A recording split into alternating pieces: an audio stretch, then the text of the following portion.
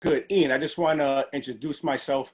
I'm David Sancheesi, and I have a Big Red Wave Facebook page that has over 1.55 million members.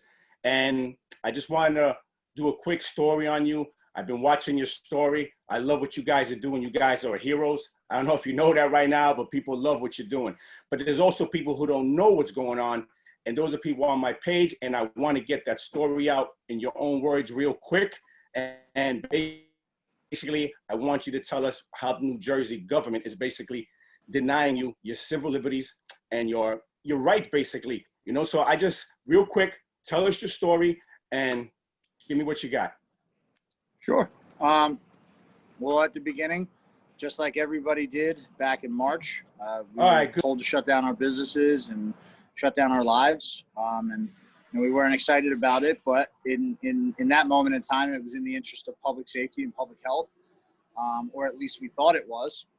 And that was a credible threat at the time. So that's something, as somebody who respects their country and respects their fellow citizens, you know, that was something I was willing to do. And so was my partner. So we shut down, but very quickly we started to smell smoke, and we were right. There was fire. It was political. You know, we had that feeling very early on, you know, but Frank says it best. You know, on day 11 of a shutdown, you pass a $2.6 trillion spending bill, stimulus bill, where you're giving money to people for 16 weeks. To me, that raised a major red flag. And we started kind of digging into all this. And, you know, the more we looked and the more we did our homework, we watched every single press briefing from Governor Murphy. We've read every single executive order. We've looked at all the numbers ourselves. We've done the numbers ourselves. We researched coronavirus ourselves, the dangers, the newest information coming out. And very quickly, we realized that whether it's intentional or not, coronavirus was hijacked for political reasons. And we decided that we weren't going to be the fodder on the battlefield between the two battling sort of ideologies, that we were going to stand up for ourselves and we weren't going to be ransom in this political war. So we made a stand. 2 months in, we put out a plan very publicly, and it was a good one. We spent a lot of time. 15-point safety protocol. It's still what we use today. And I stand my ground when I say it's the best small business plan and big business plan in the country to keep people safe. We went so far above and beyond that the idea of shutting us down would be ludicrous. You know, they allowed big box stores to stay open, and just kind of, you know, operate with slap a cloth mask on your face and wipe your cart down. And that was safe, you know, and we went so far above and beyond, and we're still to this day deemed unsafe.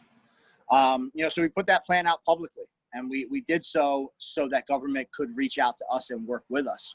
You know, because that's at the core of things, that's how government's supposed to work. They're supposed to work for the people.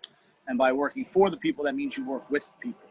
So we put it out there publicly. We announced we were going to open in the hopes that government would come to us and want to have a discussion. And to date, they have not. They have not taken one look at our plan. They don't want to, because it is a good plan. And it does keep people safe. And it destroys the idea that some businesses can't be open while others can. To date, they have put forth no scientific evidence whatsoever that proves that any business is any more dangerous than another. There's zero science to back up all of their claims, and we've asked for it, and we're going to continue to ask for it. And moving forward in court, we're going to present our own science. We're going to bring in an epidemiologist. We're going to bring in an occupational health expert, take a look at the facility, give it an honest third-party look, and write a report on it and talk about what we're doing. Because right now we have 23,000 visits to the facility since June 16th, and not a single case has been reported. You know, so when we opened, of course, right away, the only thing government did was reach out to punish us. We received citations on day one. Day two, one of our members wound up getting arrested, and several other members were cited. Frank and I, again, were cited. Wednesday, same thing. They set up a camera in the back corner of the parking lot over here. I'm actually outside, so excuse the background noise. They set a camera and they were pulling people over down the road. And then finally on Wednesday, they came in with a health department shutdown that no health department official ever stepped foot inside of our building. And They just came and slapped a sticker on the door in the middle of the night and said you're shut down because of coronavirus. Again, no science to date, no evidence that proves that we're any more of a danger to the public than riding on a public transportation bus at 100% capacity, which is allowed. So Ian, I'm sorry to interrupt. Ian, the health department didn't come in and make any kind of inspection? They didn't take swabs off the equipment surfaces or anything? Not a single, nothing. Nothing They kind to of just date. came sneaking in the middle of the night and stuck a sticker on your door saying it's that orange sticker right over there. okay, gotcha. It's a notice of embargo. It just means that you're shut down. They basically said we're shut down because this place is crawling with coronavirus. Is the summary of what they're saying. Without any proof or nothing, anything to nothing. base that kind of decision on. No due process whatsoever. There's no. It's the equivalent of a police officer walking up to your house and searching your house and saying because I feel like it, or because I don't like the way you look, or I don't like the color of your skin, or I don't like the car you drive. There's zero due process here. It sounds like zero science also. So yeah, and they've been asked.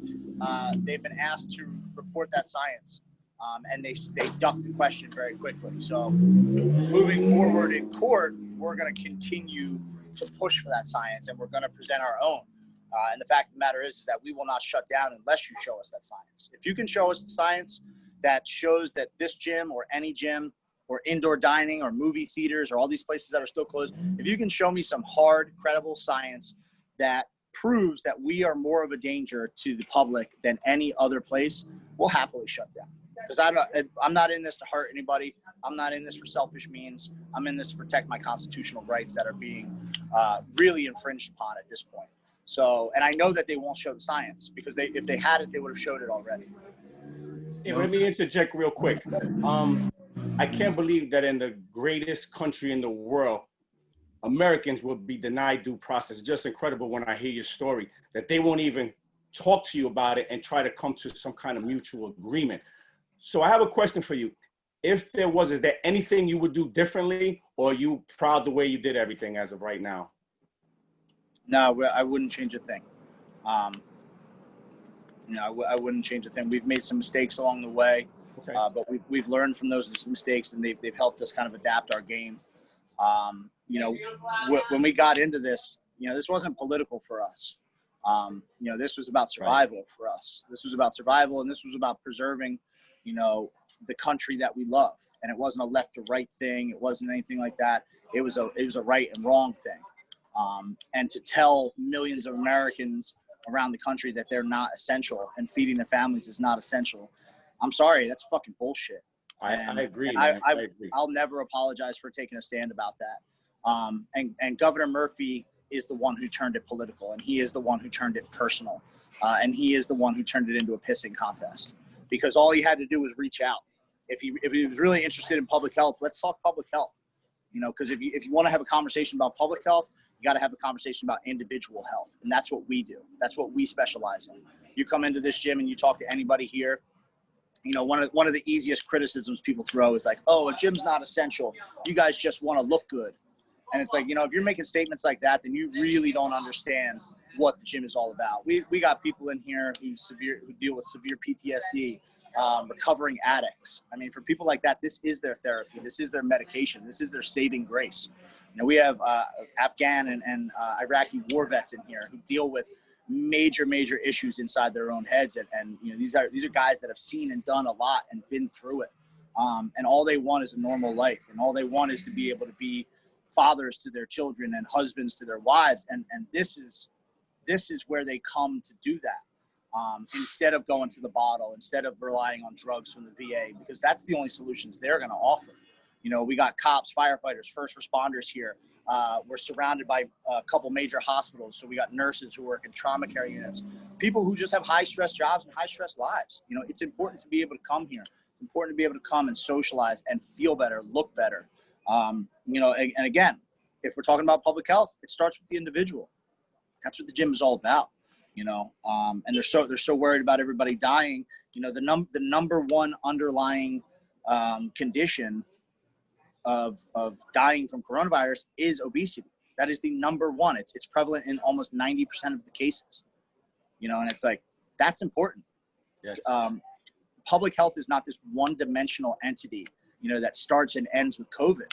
You know, public health is a very, very complex concept, and we can't just drop all of it and just worry about COVID. You know, there's people who are suffering because they can't get to the gym. There's people who are suffering because for months, they couldn't get to the doctor because nothing mattered except for coronavirus. And that's what we're fighting against. You're right. All right, let me ask you something real quick. I read somewhere where you guys were getting fined $15,000 a day. That's an incredible number. I don't even know how they could justify that. But what I want you to do is, one, tell me if that is true. And two, how can we help you if you have a GoFundMe, whatever it is that you have? And listen, I got your back 100%. I'm not here just to help you out with that, but you have my number now. If you need anything, I'm a retired cop. You need anything, you reach out to me. I'll do whatever I can to help you. I'll get people down there, whatever you need, man, because I love your story. And we need more people like you. I don't know your political background, but I know I consider myself a conservative, and I know too many conservatives are sitting around not doing anything and watching and hoping for the election to come, and then hoping that Donald Trump wins and everything will be all right. But what I've seen here, I don't see anything getting better, and I think it's time we have to stand up and fight. And what you're doing, to me, is a way to lead, man. You're a leader, man. I don't know if you know that, but I love what you guys are doing, you know? So one, is it $15,000 a day? And two, tell me where we could donate to help you out. So right now we have a couple things going on. We are being fined $15,400 and something odd dollars and 50 cents a day. Starting on August 10th, we've been fined that amount every day. We also have to pay litigants' rights fees in the amount of $46,000. We also have to pay attorney general fees in the amount of north of $10,000. So basically what they're trying to do at this point is they're trying to bankrupt us. And Governor Murphy, in the court documents, you know, these are public documents. In the court documents, in his latest motion for contempt of court, they request this amount and they justify it by saying that we have it in our GoFundMe account. And our GoFundMe account is a legal defense fund. So these guys are not afraid of their actions. They're saying that they're infringing on our right to get legal counsel. They're hindering our ability to defend ourselves by financially crippling us, and they openly state it. Which to me is, if that doesn't alarm you, it doesn't matter what side of the aisle you're on or where your political views lie. If politicians feel that comfortable doing that, I think that we really need to start thinking about the people that we elect and what we allow them to do, because the overreach is just absolutely insane. So there's a lot of ways that people can get involved. I'd like to remind everybody it's not all financial. The GoFundMe and stuff helps, but a huge thing is the exposure that we've gotten. You know, so I invite everybody to follow along on social media. I'm very active on Instagram, but also on Facebook. You can follow Ian Smith Fitness on Instagram, or you can follow Attila Gym Bellmawr on Instagram. I tend to be the most active, but I post as many updates as possible. Also on Facebook, you can follow me, Ian Andrew, or Attila Gym Bellmawr. We're constantly posting updates. One of the most powerful weapons we have is the fact that so many people care and so many people are continuing to share this story. I can't stress enough how powerful that is, because every time it gets shared, whether you got a million followers and a million friends or you got 20, the story gets out there and it spider webs and it snowballs. And our biggest weapon through all of this has been all of these outrageous punishments that Governor Murphy has dished out. He now has to answer to the public for them. And we're not afraid to stand up and continue to take those punches to show how far that these people will go to enforce their will. Because if they're going to do it, they're going to have to do it in front of the whole world. So that's it. That's an easy way to share for people who don't have the ability to help out financially. The information to our GoFundMe is on my bio, but you can just type in Attila's Gym Court Relief. There's like some fake ones, so just be careful. It's called Attila's Gym Court Relief, and there's a picture of one of our members getting arrested. The link to that is in my bio on my Instagram. So just in case you want to make sure you're doing the right thing there, You can always come down. We're always asking for help on social media. So if you follow on social media, sometimes we need people to come down and kind of keep watch at night. You know, we'll have 3-4 people sitting out here making sure that they don't come arrest us in the middle of the night, because we do live here at this point. And that gives Frank and I the ability to put our guard down and sleep for a couple hours, or stuff like that. You know, those are all easy ways to help. The GoFundMe is there. You can come down, get a membership, and use the facility. That's another way to support. We also have merchandise available for anybody who wants to help support our cause by rocking us around in T-shirts and hats, stuff like that. So any of those ways help, and we appreciate the support no matter what form it comes in. Okay, one more question. One way I think we could help is, who can we email, who can we call, and who could we send letters to? Who in the government down there, who could we send, you know, our stories to and tell them why they're doing what they're doing is wrong? Governor Murphy is a good start. Judith Persicelli of the Health Department is a good start. Judge Robert Lugie of Mercer County Superior Court, he's the judge. You know, and that's a start. The problem is that these people don't care. They don't care what you and I have to say. You know, so I invite people to write them just to show that there's record, that they have been sort of put on notice by the public that we're unhappy, and that they need to change their policy, you know, but this battle is going to be won politically. So that's a small aspect of it, and I invite anybody to, but just keep in mind that these people don't care, and they've shown it over and over again.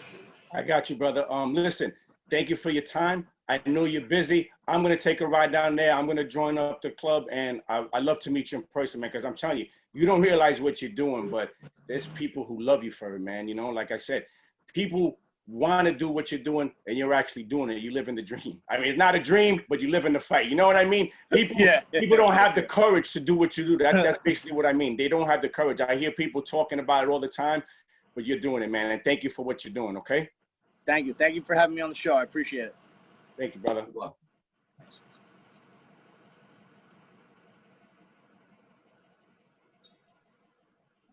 All good? Yeah, All good. well, good. Thank you. All right, cool. Thanks. Let me know if you need anything at all, guys. And if I need something, I'll shoot you a message, all right? Absolutely. thank you, Good man. luck to you. See you later. Thanks, guys. God bless. All right, bye-bye. Thank you. Went pretty good, right? Very good.